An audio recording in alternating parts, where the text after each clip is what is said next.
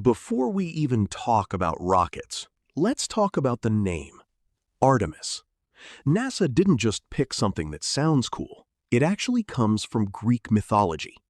Artemis is the goddess of the moon and the twin sister of Apollo. Yes, that Apollo, the same name as the missions that first landed humans on the moon. So this is basically NASA saying, we're back, and this time, we brought the sister.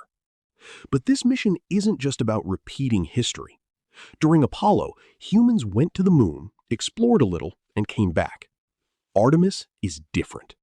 The goal now is to build a long-term presence, to stay on and around the moon, and to use it as a stepping stone for future missions to Mars.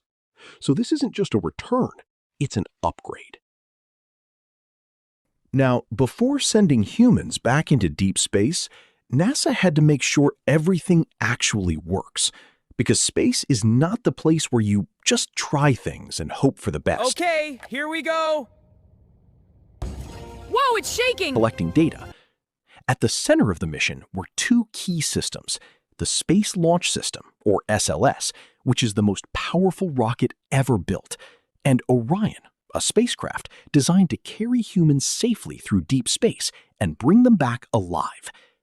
When Artemis 1 launched, it didn't just go to the moon, it went beyond it, traveling farther than any spacecraft built for humans has ever gone.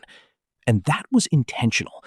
NASA wanted to push everything to its limits, testing how the spacecraft handles extreme distance, radiation, and the harsh conditions of deep space.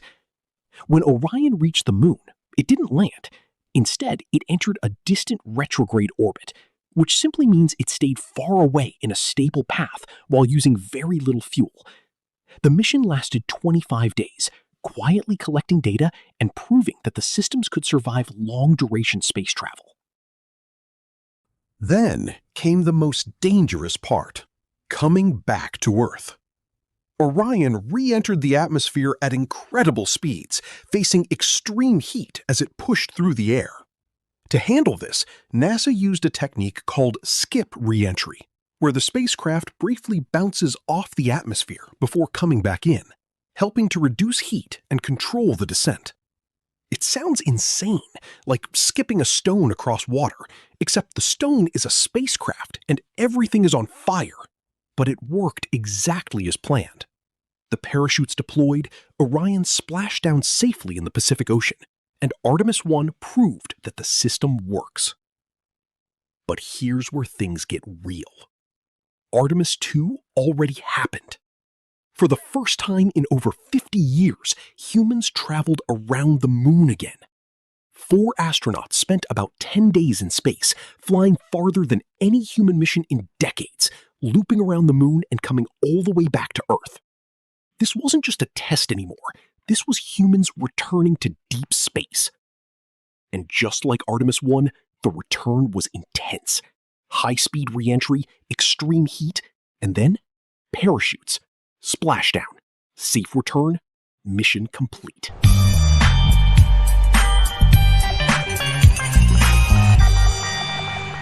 If Artemis 1 was about proving the technology, then what comes next changes everything.